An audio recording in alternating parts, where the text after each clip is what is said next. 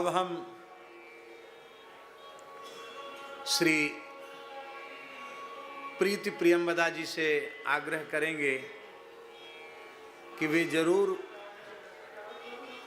पूज्य महाराज जी के चरणों में अपने भाव पुष्प समर्पित करें। यद्यपि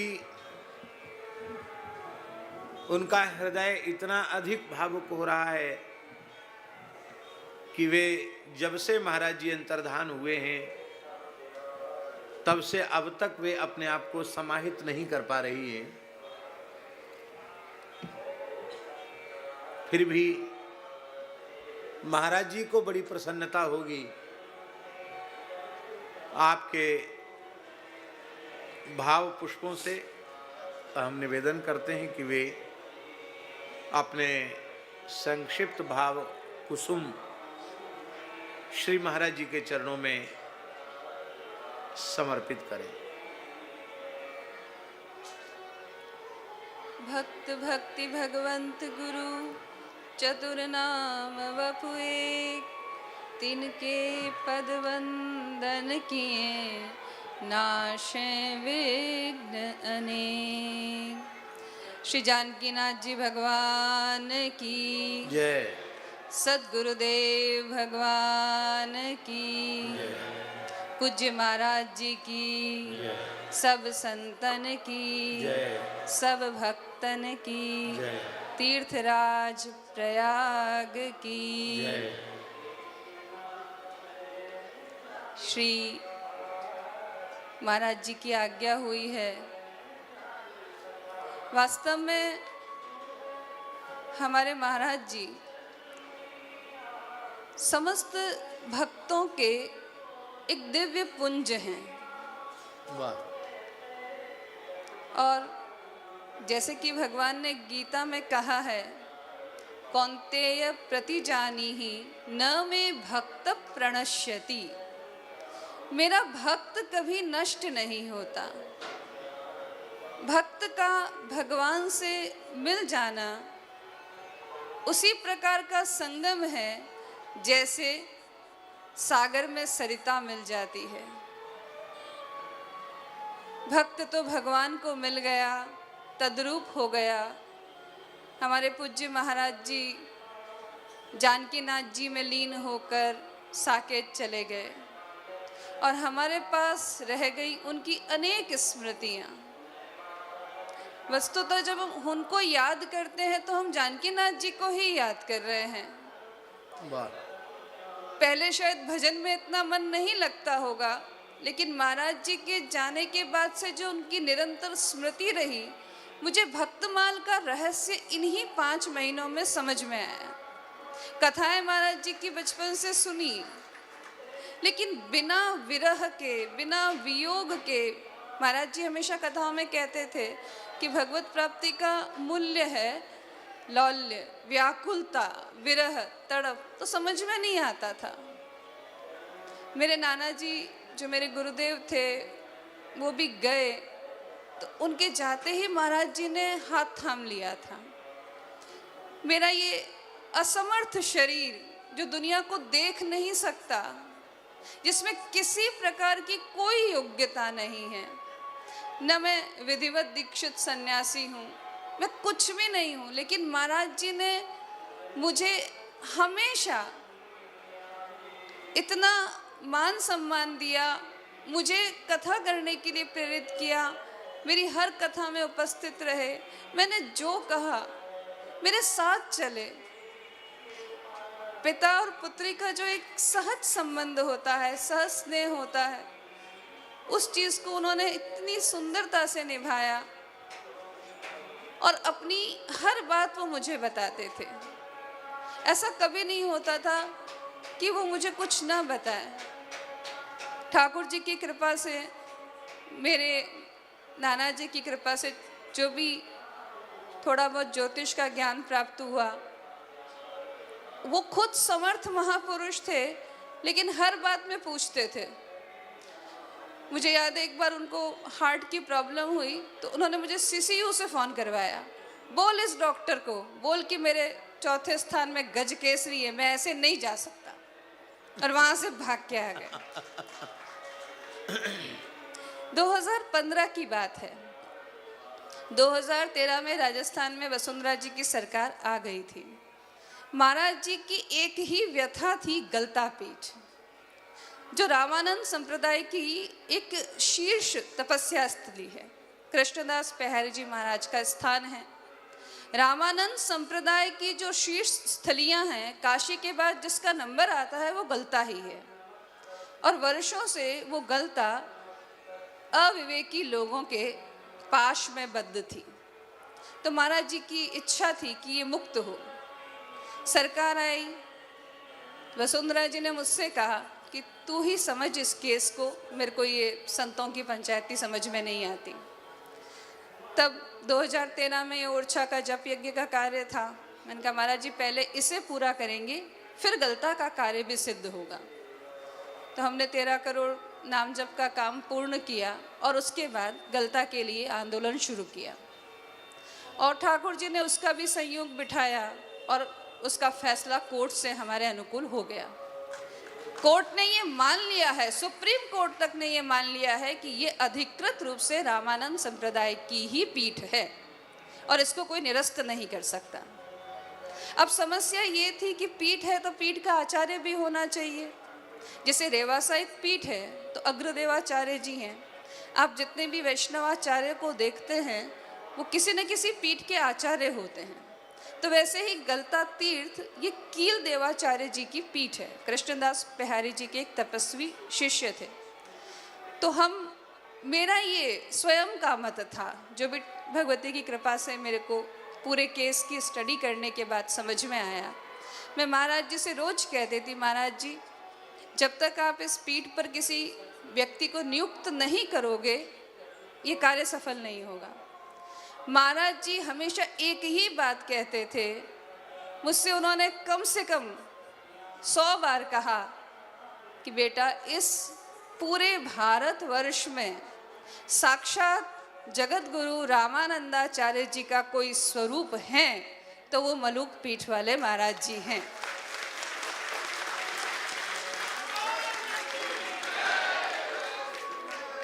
महाराज जी इनको, और चूंकि ये बात मैंने कभी महाराज जी से कही नहीं, हमारी चर्चाओं में नित्य यही बात होती थी। महाराज जी एक ही बात कहते थे, राजेंद्र दास जी को सामान्य संत मत समझना, इस समय भी धरती पर विकट परिस्थितियां हैं, इसीलिए राघवेंद्र सरकार फिर से रामानंदाचार्य बनकर इन्हीं के रूप में आए हैं। ये बात उन्होंने मुझे बार बार कही। तो उस समय ये केस चल रहा था, संतों के मन में ये एक भ्रम उत्पन्न हो गया कि सरकार में वसुंधरा जी प्रीति जी की मित्र हैं, महाराज जी से भी बहुत स्नेह रखती हैं, तो कहीं प्रीति जी वसुंधरा जी से कहकर गलता पीठ रेवासा महाराज जी को न दिला दें। कुछ वरिष्ठ संतों के मन में ये भ्रम उत्पन्न हो गया था। महाराज जी और हम चर्चा कर रहे थे, महाराज जी ने कहा इस भ्रम का समाधान मैं तत्काल करता हूँ। महाराज जी 2015 की ही ये बात है, आपकी कथा उस समय अलबेली शरण जी के यहाँ चल रही थी और आप सी स्कीम में आपका निवास था, सब बड़े बड़े महापुरुष उसमें आए हुए थे, नृत्य गोपाल दास जी इत्यादि, और मुझे ही महाराज जी ने भेजा था सबसे मिलने के लिए कि सबकी राय क्या है गलता के विषय में। जब मैंने सबके हृदय को टटोला तो मुझे ये बात समझ में आई कि महाराज जी का चिंतन बिल्कुल ठीक है।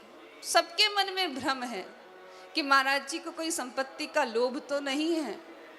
उसी दिन 2015 में महाराज जी ने रजिस्टर्ड वसीयत लिख दी कि मैं रेवासा पीठ को भी राजेंद्र दास जी को सौंपता हूँ,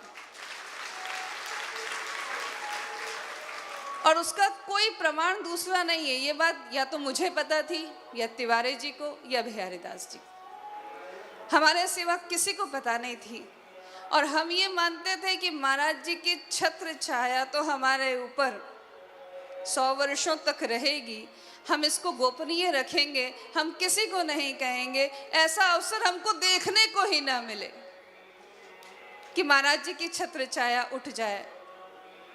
इसलिए हमने, क्योंकि इतनी जल्दी और इतने आकस्मिक तरीके से चले जाएंगे, उनका चयन 100% अच्छा था, हृदय से खुशी हुई। महाराज जी के सिवाय इतने बड़े संप्रदाय को संभालने की योग्यता हमें किसी दूसरे महापुरुष में दिखाई नहीं देती, क्योंकि महाराज जी की कृपा से रेवासा वाले महाराज जी और हमारे पूजनीय महाराज जी जैसे वो पिता, तो अब ये भाई हैं हमारे, तो हमारे बड़े भाई की कृपा से हमको सब संतों का सानिध्य मिला और बहुत ही सबने हमको बहुत स्नेह और वात्सल्य दिया। हम कहाँ के हैं, क्या है, किस संप्रदाय से है, उस सब से ऊपर उठकर, भेद से ऊपर उठकर और सबको मिलने के बाद, सबको जानने के बाद ये लगता है कि जैसे राम जी अवधवासियों का, मिथिला वासियों का, किष्किंधा वासियों का, वनवासियों का सबका पालन पोषण करने में समर्थ है, वैसे ही समर्थ सद्गुरु और समर्थ व्यक्तित्व के धनी हैं हमारे मलुक पीठाधीश्वर। संतों का, संप्रदाय का, सिद्धांतों का, शास्त्रों का और भक्तों का सबका पोषण करने में ये समर्थ हैं। और ये हम कोई अतिशयोक्ति, क्योंकि अतिशयोक्ति करना हमारे स्वभाव में नहीं है। महाराज जी को पता है कि हमारा स्वभाव बहुत कठोर है और हम कुख्यात भी इसलिए ही हैं कि हम सत्य कहते हैं, कभी भी लेश मात्र हमने गलत बात कही नहीं। ये बिल्कुल सत्य बात है कि महाराज जी में ठाकुर जी ने वो क्षमता भरी है। जब कोई कठिन परिस्थिति आती है ना, तो ठाकुर जी अपना आवेश किसी न किसी में रख देते हैं। विष्णु पुराण में एक उल्लेख आता है कि जब नागों पर कठिन परिस्थिति आई तो नर्मदा की प्रार्थना से पुरुजित के हृदय में भगवान ने प्रवेश किया। तो अभी सनातन धर्म पर, सिद्धांतों पर, संतों पर कठिन परिस्थिति है, इसीलिए रामानंदाचार्य जी ने अपनी समस्त शक्तियां इस समय हमारे महाराज जी को प्रदान कर दी हैं। इनकी ओजस्वी वाणी, इनका दिव्य स्वरूप और इनका कारुणिक हृदय। तो महाराज जी ने ये निर्णय जब लिया तो बहुत प्रसन्नता हुई और फिर वो समय भी आया। जीव है, आएगा और जाएगा, लेकिन महाराज जी ने अच्छा और सुंदर चयन करके एक दिशा दी और विरक्त किसे कहते हैं ये समझाया। जो 2015 में सोच चुके थे कि गलता तो क्या, ये अग्रपीठ भी मेरी नहीं है, मेरा तो केवल राम नाम है। उनकी विरक्ति की ऐसी उच्च अवस्था थी और गलता का समाधान अब हो ही गया है। तो ठाकुर जी के श्री चरणों में प्रार्थना है कि रामानंद संप्रदाय एक हो और समस्त स्थानों को महाराज जी ही अलंकृत करें, विभूषित करें। इस संप्रदाय की समरसता की ध्वजा पूरे विश्व में लहराए, भक्ति का मार्ग हर व्यक्ति को सुलभ हो। और महाराज जी, मैं बहुत ही असमर्थ, बहुत ही साधारण, अकिंचन एक दीनहीन बालिका हूँ। जो वात्सल्य रेवासा महाराज जी ने मुझे दिया, आपका स्नेह मुझे हमेशा मिलता ही रहा है। बस वही हाथ सिर पर रखिएगा, हमें अनाथ न होने दीजिएगा। क्योंकि ठाकुर जी को सीधा नहीं देखा, लेकिन महाराज जी के रूप में, संतों के रूप में हम ठाकुर जी को देखते हैं। ठाकुर जी का कोई दूसरा विग्रह नहीं हो सकता इन संतों के अलावा, प्रत्यक्ष कृपा करने वालों के अलावा। इसलिए वही वात्सल्य, वही स्नेह बनाए रखिएगा। बस श्री चरणों में यही प्रार्थना है। बोलिए सद्गुरुदेव भगवान की। आप कुछ कहेंगे माता जी?